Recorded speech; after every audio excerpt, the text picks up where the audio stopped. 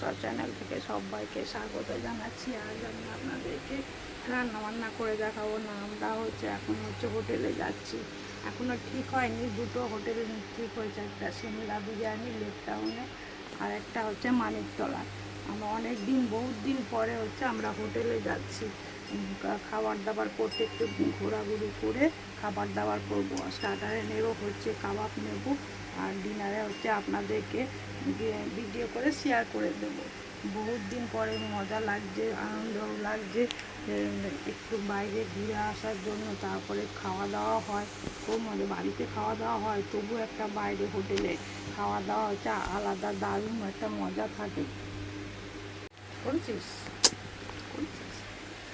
ভিডিওটা প্রথম থেকে দেখার জন্য অনুরোধ রইল। পুরো ভিডিওটা দেখবেন, যদি ভালো লাগে তাহলে লাইক শেয়ার করবেন, আর আমাকে কেমন লাগবে একটু কমেন্টসে জানাবেন।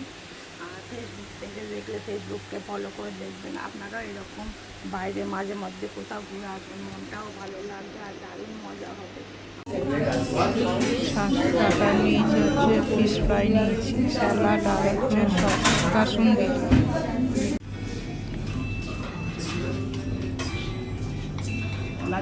यार वो तो हंसते ना